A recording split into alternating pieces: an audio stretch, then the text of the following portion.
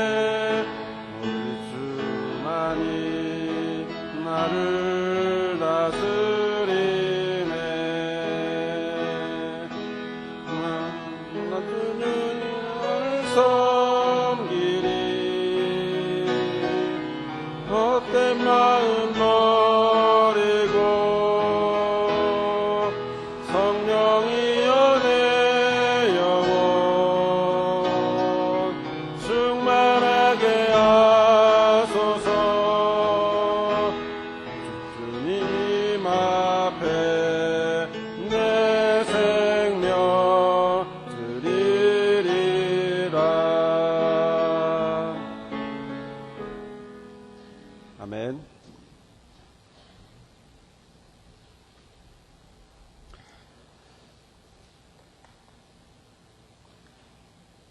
네, 오늘은 여신도 주일입니다. 그래서 오늘은 주님 앞에 우리는 여신도 주일로 예배를 드리고 있습니다. 여신도 주일은 우리 교단이 1937년도에 26개 총회 때 제정을 했고 또 매년 1월 셋째 주일날 예배를 드리는 것으로 기념일로 하고 있습니다. 이를 주관하는 여신도 전국연합회에서도 자신의 설립 목적을 이렇게 말하고 있습니다. 그리스도 안에서 부르심을 받은 여성들이 연합하여 배우고 사귀고 온 인류를 섬김으로써 복음을 전하는 것을 목적으로 한다고 할 정도로 위대한 목적과 뜻을 가지고 우리 여신도 연합회에서는 큰 일을 하고 있습니다. 우리 교단은 여신도 명칭에 대해서도 조금씩 차이가 있지만 교단마다 차이가 있지만 우리 교단은 한 가지로 통일해서 사용을 하고 있습니다. 여선교회나 아니면 전도회 이렇게 하지 않고 신도회라고 하는 표현으로 하나를 통일해서 사용하고 있습니다. 자, 그런 점에서 보면 여신도를 구성하고 있는 사람들은 과연 누굴까? 여신도를 구성하고 있는 그 구성원들은 누굴까요? 그건 당연히 기혼 여성들이겠죠. 앞에 믿음을 가진 기혼 여성들일 것입니다. 여자 청년들은 그 안에 들어가지 않죠. 결혼을 해야 그 다음에 여신도회에 들어갈 수가 있겠습니다. 다시 말하면 여신도에 또 다른 이름이 있다면 그것은 어머니라고 하는 사실입니다. 자, 어머니라고 하는 말은 참으로 우리의 마음을 평안케 해주는 말입니다. 어느 조사에서 세상에서 가장 아름다운 말이 뭐냐고 했더니 어머니라고 하는 그런 말을 나왔다라고 하는 이야기를 들은 적이 있습니다.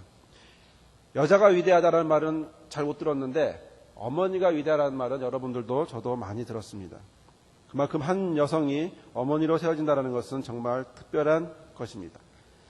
자, 그런 점에서 그럼 어떤 점에서 과연 여성이 어머니로서 위대하다고 말할 수 있을까? 여신도로서 어머니가 되는 여신도로에게 위대하다고 말할 수 있을까? 그것은 남자와 여자의 차이를 보면 알 수가 있습니다. 어떤 일이 발생을 하면 서로 남자와 여자의 반응이 다릅니다. 남자는 끝까지 우깁니다. 남자의 특징이 이렇게 양보하는 그런 것보다는 결혼 생활을 해보신 분들은 아시겠지만 끝까지 우깁니다. 틀려도 우깁니다. 맞다고 할 때까지 우기는 것이 남자의 특징이죠. 그래서 무조건 돌격하는, 그래서 자기가 틀렸다라고 하라면 옳고 그른 걸 떠나서 그것을 지적받은 것에 대한 자존심을 상하게 되죠. 예를 들어 어떤 남자가 여자와 길을 가고 차를 타고 길을 가고 있습니다. 그런데 길을 잃어버렸어요. 그러면 어떻게 하면 될까요? 사람들에게 물어보면 되죠. 그런데 남자는 안 물어봐요. 끝까지 자기가 생각한 이 길이 맞다고 합니다. 그것이 남자의 특성이에요. 여러분, 그러면서 옆에 있는 여자가 이야기를 해주면 아니야, 이렇게 좀 해봐, 이렇게, 아니면 또 사람들에게 물어봐 라고 이야기를 하면 꼭 이렇게 말하죠. 나 못 믿어? 믿지 못하니까 물어보는데 나 못 믿어? 엉뚱한 얘기를 하게 됩니다. 남자의 특징은 엉뚱한 곳에 고집 부린다. 이것이 남자의 특징입니다. 우리 기혼 여성 어머니 여러분 잘 기억하시고 가정생활 하실 때 참조하시기 바랍니다. 자, 그런데 혹시 이런 상황에서 여자의 다른 점이 있습니다. 바로 이런 상황에서도 끝까지 우기고 끝까지 자기의 것만 하다가 끝내는 신경질을 내는 이 남자들을 데리고 사는 우리 여성분들은 남편이 아니라 순간 아이가 됐다라고 하는 사실을 보고 그냥 떼쓰는 아이를 기다리듯이 마냥 기다려주면 언젠가 지푸레 꺾이고 다시 당신 말이 맞아 라고 할 때가 있다는 것을 기억하시기 바랍니다. 왜냐하면 제가 좀 그렇습니다. 자, 이런 점에서 보면 여자의 위대성이 있는데요. 여자의 위대성은 뭐냐면 남자를 안아준다라고 하는 것이죠. 사람을 안아준다라고 하는 것이 가장 위대하다고 봅니다. 여러분, 한자에 어미 모자가 있습니다. 어머니 모자에 그 출발이 어떻게 되는지 아시죠? 여자가 생명을 안고 있는 그 모습이 변해서 어미 모자로 바뀌었다는 것입니다. 다시 말하면 무엇인가를 안고 있는 것, 바로 그것이 어머니의 특징이라고 하는 거죠. 그럼 무엇을 안고 있을까요? 요즘은 강아지를 많이 안고 있으니까 강아지일까요? 그렇지 않죠. 생명을 안고 있다는 거죠. 생명을 안고 있다. 안아준다. 감싸준다. 여성의 위대함은 바로 감싸주는 데 있다라고 생각이 듭니다. 이처럼 여성의 위대함은 글자 자체에서도 보듯이 생명을 낳고 아무 힘도 없는 이런 어린 생명을 안아주고 그리고 더 큰 생명으로 성장시켜주고 바로 그런 모습 속에 여성의 위대함 또한 여성의 역할을 우리는 볼 수가 있습니다. 바른 생명으로 자라갈 수 있도록 우리 여성분들은, 여신도 여러분들은, 어머니 여러분들은 도와주시길 바랍니다. 그렇다면 한 생명이 태어나고 사람의 모양으로 갖춰지면서 성장하는데 어머니의 품이 필요하다면 이 생명이 더욱 위대한 영혼으로 거듭날 수 있게 하려면 과연 무엇이 또 필요할까요? 새로운 영혼으로, 귀한 영혼으로 거듭날 수 있는 방법이 있다면 그것이 과연 무엇일까? 오늘 우리가 읽은 본문의 말씀은 그것에 대한 해답을 분명하게 적어주고 말씀하고 있습니다. 그것은 그리스도 안에라고 하는 것입니다. 그리스도 안에, 어머니 안에 있는 것처럼 그리스도 안에 있으면 바로 이러한 새로운 영혼으로, 거듭나는 영혼으로, 위대한 영혼으로 바뀔 수 있음을 성경은 말하고 있습니다. 17절 말씀을 우리 같이 보겠습니다. 그런즉 누구든지 그리스도 안에 있으면 새로운 피조물이라. 이전 것은 지나갔으니 보라 새 것이 되었도다. 아멘. 여러분, 이 말씀은 참으로 놀랐습니다. 누구든지 어떤 사람이든지 그리스도 안에만 있으라는 것입니다. 그러면 무엇이 된다고요? 새로운 피조물로 바뀐다라고 하는 그런 선언적인 표현입니다. 자, 이 말씀은 특별한 사람이나 능력이 있는 사람이나 제한 조건을 두지 않습니다. 모든 사람, 어떤 누구든지 모든 사람, 그 모든 사람이 그리스도 안에 있으면 새로운 피조물이 된다라고 말하고 있는 것입니다. 여기서 중요한 것은 새로운 피조물도 아닙니다. 여기서 중요한 것은 어떤 누구도 아닙니다. 여기서 중요한 말은 뭘까요? 그리스도 안이라고 하는 말이 중요한 겁니다. 어떤 무엇이든지 간에 그리스도를 통과하면 새로운 피조물로 바뀐다라고 하는 말씀이 오늘 본문의 말씀입니다. 예를 들어 칼이 있습니다. 칼 가만히 두면 그냥 칼이겠죠. 하지만 요리사가 칼을 들고 있으면 맛있는 요리를 만드는 도구가 됩니다. 면 도와주는 분이 있다면 면도기가 되겠죠. 그리고 의사가 칼을 갖고 있다면 수술 도구가 됩니다. 그러나 강도가 칼을 갖고 있다면 사람을 상해하는 도구가 됩니다. 칼이 중요한 게 아닙니다. 결과가 중요한 게 아닙니다. 누가 중요한 거죠? 뭐가 중요한 거죠? 누가 그 칼을 갖고 있느냐가 중요한 겁니다.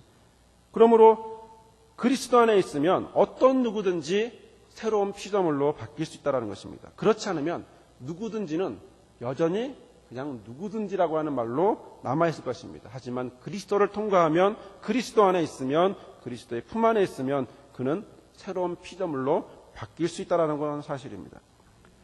사실 이 표현은 바울이 한 표현인데 바울에게 있어서는 이 말을 할 수밖에 없는 특별한 상황이 있습니다.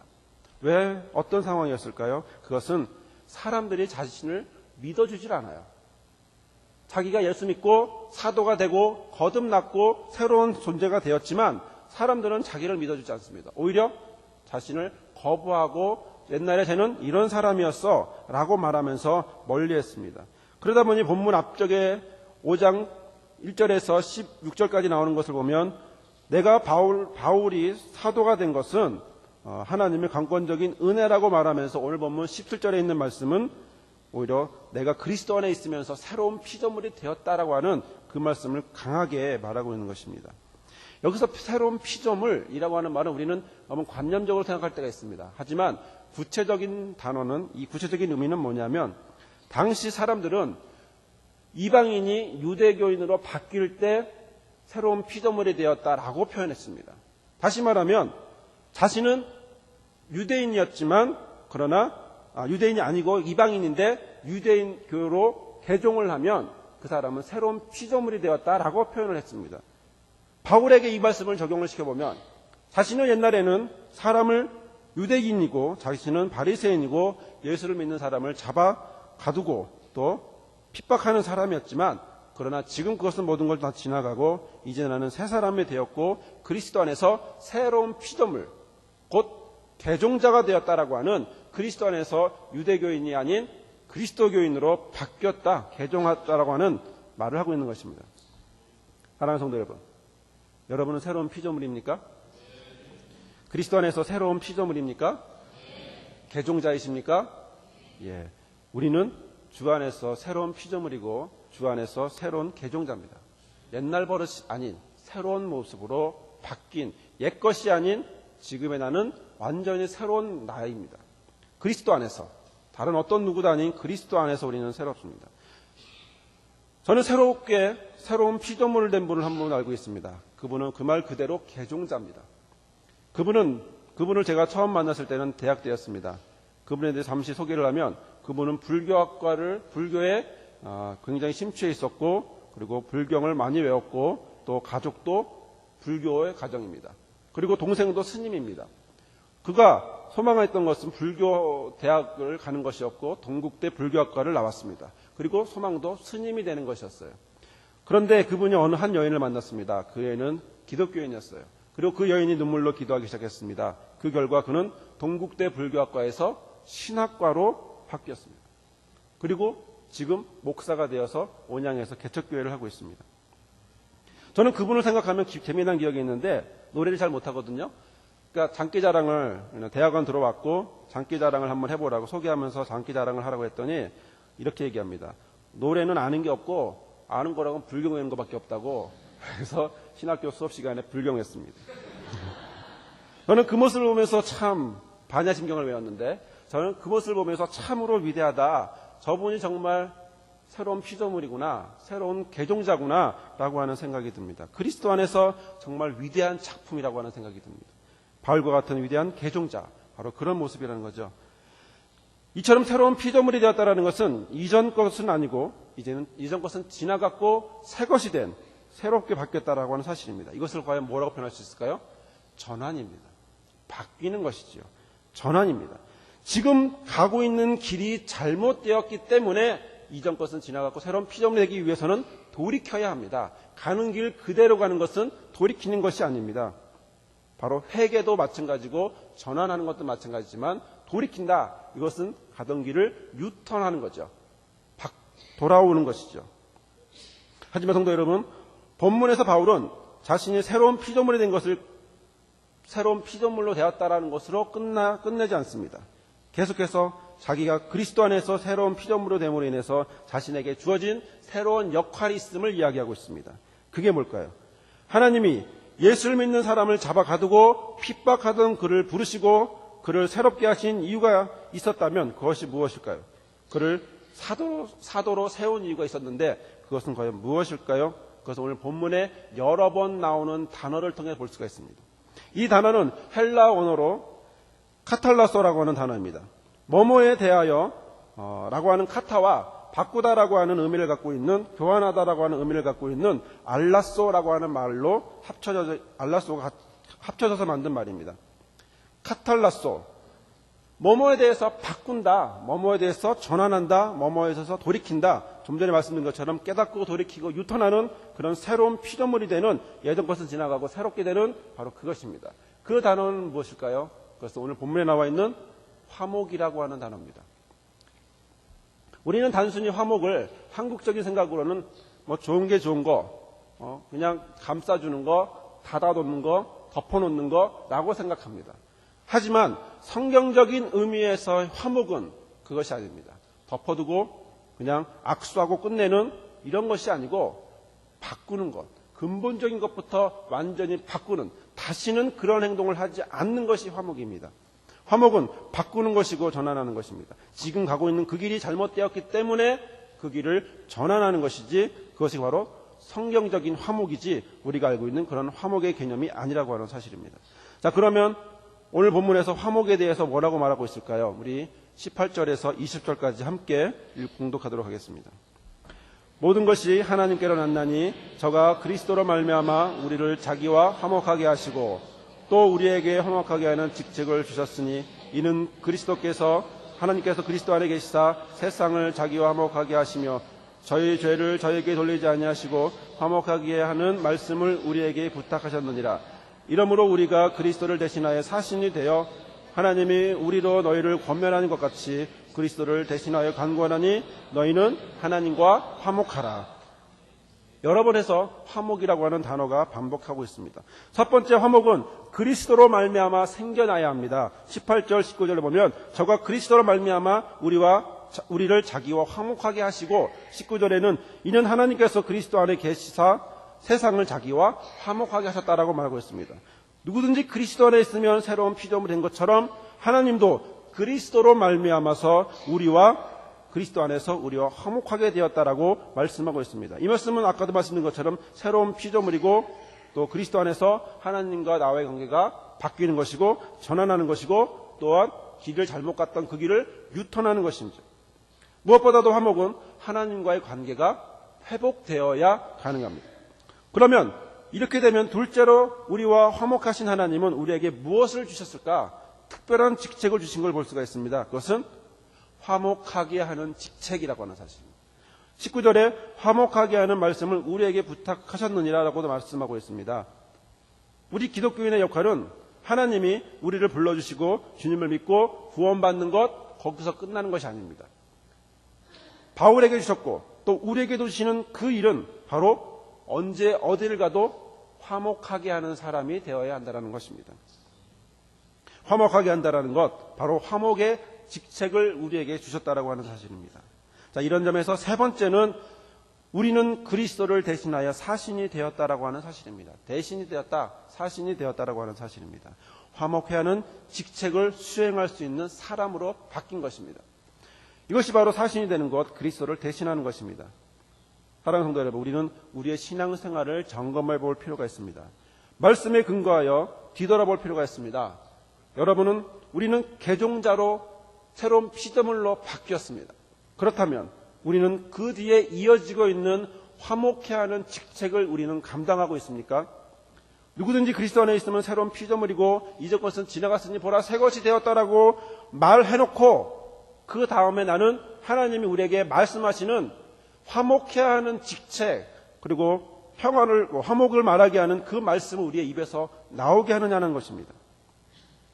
하지만 1단계가 새롭게 되는 피조물이고 2단계가 화목해야 하는 직책을 감당하는 것이 아닙니다. 새로운 피조물이 된 사람은 동시에 자동으로 화목해야 하는 직책도 감당한다는 것입니다. 다시 말하면 새로운 피조물이 된 사람은 주 안에서 이전 것을 지나가고 새롭게 되었다면 자연스럽게 무엇이 나와야 되는 것이죠? 화목해 하는 사람의 직책을 해야 한다는 것입니다. 여러분, 우리는 과연 얼마나 많은 사람들에게 이런 모습을 하고 있습니까? 화목해 하는 직책을 얼마나 우리는 감당하고 있습니까? 다른 사람들을 얼마나 바꿔주고 있습니까? 구체적으로 내 입에서 나오는 말 한마디 한마디가 다른 사람에게 화목하게 하는 말씀으로 주어지고 있습니까? 오히려 우리의 말 한마디가 상대의 화를 돋구기도 하고 어떨 때는 염장을 지르기도 하고 어떨 때는 상처를 주기도 하고 골라 그런 말만 골라 할 때가 있지 않습니까? 물론 저도 예외는 아니죠. 그러나 중요한 것은 바로 우리 자녀들에게, 우리 남편들에게, 부인에게, 같은 구역 사람들에게, 그리고 교회 성도들에게, 연약한 사람들에게, 친구들에게, 친척들에게, 만나는 모든 사람들에게 내가 하고 있는 그 말은 과연 어떤 말입니까? 과연 평화를 주고 화목해 하는 직책을 감당하는 그런 말을 하고 있습니까? 아니면 정반대의 모습을 하고 있습니까? 내가 새로운 피조물이라면 당연히 그것이 나와야 하지만, 그러나 내가 내 입에서 그런 말이 나오지 않고 상대를 더욱 낙심시키고 더욱 화나게 하고 있다면 바로 나는 아직 피조물이, 새롭게 된 피조물이 아니라고 하는 사실이 됩니다. 그럼 우리가 어떻게 말을 해야 화목해 하는 말씀이 될까요? 답은 간단합니다. 내가 말하기 전에, 내가 행동하기 전에 입장 바꿔서 다른 사람이 그 말을 나한테 했다면 내가 기분 좋을까? 이거 생각하고 말하면 됩니다. 여러분 김건모의 핑계라는 노래 아시죠? 입장 바꿔 생각을 해봐. 네가 나라면 웃을 수 있니? 그렇습니다. 입장 바꿔 생각해보면 내가 한 말, 내가 다시 들었을 때 기분 좋은 말이면 상대도 기분 좋습니다. 이것은 바로 화목해 하는, 바람을 바꾸는, 기분 좋게 하는, 평화를 주는 말입니다. 하지만 그렇지 않다면 화목해 하는 것이 아니라 사람을 정반대로 만드는 거겠죠. 자, 우리는 교회 생활을 하고 있습니다. 교회를 생활을 하다 보면 많은 원하는 것이 있는데 그것은 바로 화목하기를 원합니다. 자, 그런데 성도들끼리 교회를 다니다 보면 자주 하는 말이 있는데 시험 들었어. 이런 말 많이 합니다. 저는 그런 분들 보면 꼭 100점 맞으라고 말하고 싶어요. 시험은 100점 맞으라고 주는 거지 그거 낙심하라고 주는 것이 아닙니다. 자, 화목해 하는 말을 내가 상대방에게 골라서 할까 아니면 골라서 안 할까 하는 부분입니다.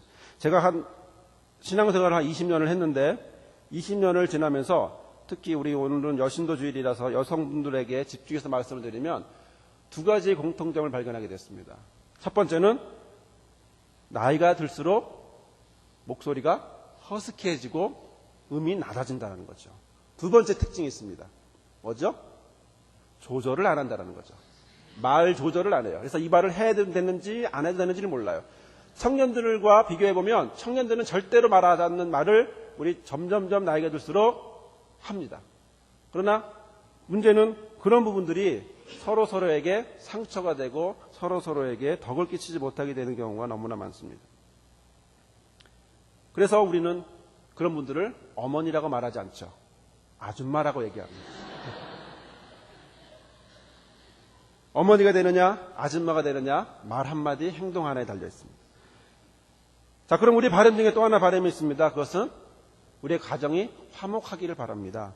모든 사람이 화목한 과정을 꿈꾸고 있습니다. 그러나 그것이 그렇게 쉽지는 않습니다. 어떻게 하면 화목할 수 있을까? 여러분 한번 생각해 보세요. 잠시 머리를 생각을 한번 해보시기 바랍니다. 오늘 아니면 어제 내가 남편에게 아니면 아내에게 내가 어떻게 해서 내가 미안했는지 한번 생각해 보시기 바랍니다. 또 자녀들은 부모님에게 내가 뭘 했길래 부모님에게 내가 미안한 마음이 들었는지, 부모님은 자녀들에게 내가 이렇게 해서 참 미안했다 표현은 못하지만 미안했다라고 하는 생각이 있는지 한번 생각해 보시기 바랍니다. 여러분 다 생각이 나셨나요? 자, 생각이 나신 분들은 손을 내려주십시오. 예, 모두 생각을 다 나셨겠죠? 저도 생각이 하나 난 게 있습니다. 어제 우리 아들을 많이 때렸거든요. 자, 그러면 어떻게 하면 화목한 가정이 될 수 있을까? 그것은 우리가 미안해했던 그거 이젠 안 하면 됩니다. 가장 쉬운 방법이죠. 첫 번째부터 시작할 수 있는 방법은 바로 거기서부터 내가 생각했던, 내가 지금 미안해하는 마음이 드는 그 행동, 집안마다 가정마다 다르기 때문에 통일시켜 말할 수 없겠죠. 하지만 그거 안 하면 그 집안은 그 가정은 일단은 화목해지기 시작하고 화목해질 수 있다고 하는 사실입니다. 자, 화목이 무엇입니까? 화목은 바꾸는 겁니다. 화목하기 위해선 내가 참는 게 아닙니다. 화목하기 위해선 내가 했던 행동, 미안했던 행동, 마음 아팠던 행동, 그것을 다시는 하지 않는 것, 바로 그것이 화목이라고 하는 사실입니다. 자, 그럼 화목해 하는 말, 화목해 하는 직책을 감당하려면 어떻게 해야 될까요? 그것은 20절의 말씀을 다시 보면 알 수가 있습니다. 이러므로 우리가 그리스도를 대신하여 사신이 되어 하나님 우리로 너희를 권면하시는 것 같이 그리스도를 대신하여 간구하니 너희는 하나님과 화목하라 라고 되어 있습니다. 그렇습니다. 우리의 말 한마디는 그리스도를 대신하여 하는 말입니다. 내 입에서 나오는 말은 그리스도를 대신해서 사신이 되어 말하는 말입니다. 집사로서 말하는 거 아닙니다. 권사로서 말하는 거 아닙니다. 장로로서 아니면 목사로서 말하는 거 아닙니다. 내가 하는 이 말 한마디 그리스도를 대신해서 하는 말입니다. 그러므로 그리스도를 대신하다라는 말이 너무나 우리에게 부담이 되고 힘들 수 있습니다. 하지만 그 말씀을 기억하신다면 내 행동 하나, 내 말 한마디 하나를 우리는 조심하지 않을 수 없습니다. 바로 내가 말하는 이 말이 곧 그리스도를 대신한다라고 하는 사실입니다. 예수님은 이런 말 안 하는데 나는 이런 말을 한단 말이죠. 그것은 예수님 뜻대로 살아가는 모습이 아니라는 것입니다. 그러기에 20절에 이렇게 말합니다. 너희는 하나님과 화목하라. 자, 이 말씀은 구원받아라 라고 하는 말이 아닙니다. 이미 고린도 교회는 구원받았습니다. 이미 구원받은 그들에게 뭘 말하냐면 하나님과 반대되는 행동하지 말아라. 삶을 바꿔라. 삶을 하나님 보시기에 떳떳한 모습으로 하라고 하는 말씀입니다. 세상 사람들이 나를 봐도 교회와 어떤 누가 나를 봐도 나 자신을 보는 것이 아니라 나를 통해서 내 안에서 나오는 그리스도를 대신하여 볼 수 있도록 나의 삶의 모습을 바꾸는 것을 말하고 있는 것이죠.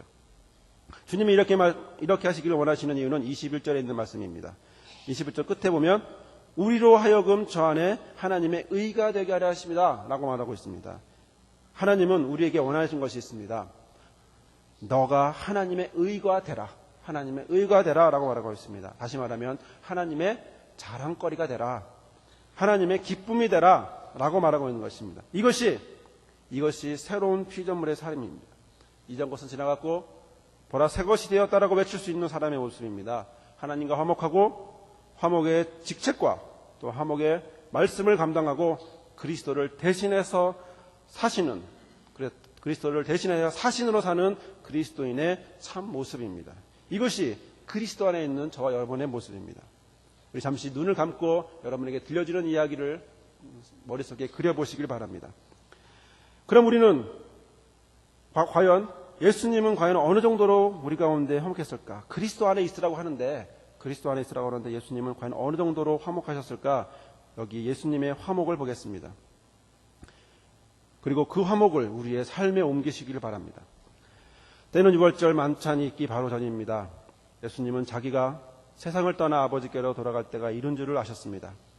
세상에 있는 자기가 자기 사람들을 사랑하시는 그분은 그 사랑의 마지막 한 방울까지도 다 쏟아부어 놓기 원하셨습니다. 제자들은 하나하나 들어와 식탁을 둘러 앉았습니다. 벽에는 수건을 걸려 있고 바닥에는 대야가 그리고 바가지가 놓여 있습니다. 제자들 중 아무도 그것을 나서서 움직이지 않습니다. 얼마 후 예수님이 자리에서 일어나 겉옷을 벗으십니다. 종의 수건을 허리에 두르고 그리고 대야에 물을 붓고 제자들을 이끕니다. 그리고 제자들 앞에 무릎을 꿇습니다. 샌달 끈을 풀어주시고 발을 살짝 들어 대야에 담은 뒤에 물을 붓고 씻겨주시기 시작합니다. 때 묻은 발 하나하나를 예수님은 닦아주고 있습니다. 예수님은 한 사람 한 사람 차례대로 씻겨나가고 있습니다. 예수님 당시에 발을 씻기는 것은 그냥 종으로 씻는 종이 아니라 종 중에 가장 낮은 종이 하는 것이었습니다. 모든 집단에는 서열이 있고 집안의 종들도 그랬습니다. 수건과 대야를 들고 꿇어앉아 그리고 발을 씻겨주는 것은 가장 낮은 종의 몫이었습니다. 그러나 지금 수건과 대야를 들고 발을 씻기는 분은 바로 우주의 왕이십니다. 별들을 빚으신 그 손으로 지금 제자들의 발을 씻기고 있습니다. 산들을 만드시고 강과 바다를 만드신 그 손가락으로 지금 제자들의 발가락을 문지르고 있습니다.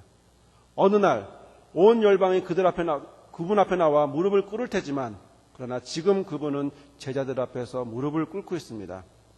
죽음을 몇 시간 앞두고 그분의 관심은 오직 한 가지입니다. 자기가 제자들을 얼마나 사랑하는지 그들이 알기 원한다는 것뿐입니다. 예수님은 그들의 때만 씻기는 것이 아니라 그들의 의심도 벗겨내고 있었습니다. 예수님은 자신의 손이 십자가에서 어떻게 될지도 알고 계십니다. 24시간이 못 되어 그 손이 어떻게 찢겨질 거라는 사실도 알고 있습니다. 그 손은 생명을 잃을 거라는 것도 알고 있습니다. 예수님은 지금 자신이 씻기고 있는 이 발의 미래도 분명히 알고 있습니다.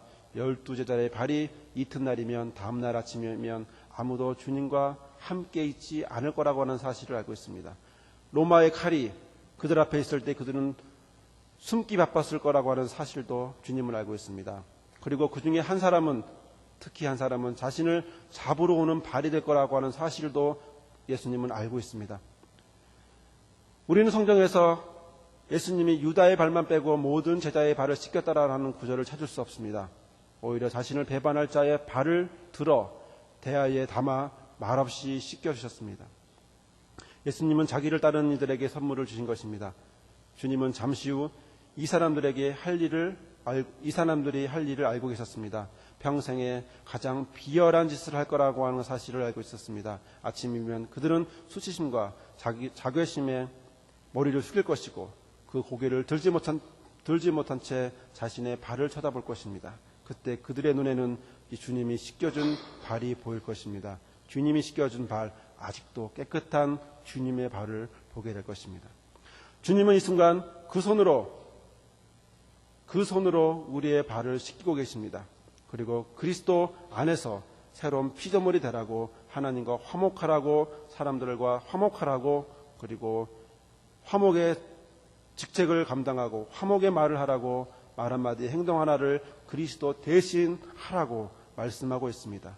이런 삶을 살기를 주님은 지금도 여러분과 저와 여러분을 바라보시며 요구하고 계십니다. 기도하겠습니다. 거룩하신 하나님 감사합니다. 주께서 함께 해주셔서 이 시간 은혜를 내려주시면 감사합니다. 주님의 모범된 그 화목의 모습을 우리는 봅니다. 제자들의 발을 씻기시고, 그리고 그 발 씻기시는 그 발이 나중엔 아무도 자기와 함께하지 않을 거라고 하는 사실, 그리고 그 중에 하나는 배반할 거라고 하는 사실, 그 사실도 알매도 불구하고 주님은 그들에게 화목의 모습을 보여주셨습니다. 주님, 이 시간 기도하오니 우리의 모습이 새로운 피조물 되게 하여 주옵소서. 우리의 모습이 화목의 직책을 감당하는 모습 되게 하여 주시옵소서. 우리의 입에서 화목해 하는 말이 나오게 허락하여 주옵소서. 우리의 행동 하나하나의 모습 속에서 그리스도를 대신하는 모습 같도록 인도하여 주옵소서. 모든 말씀 예수님의 이름으로 기도드립니다. 아멘.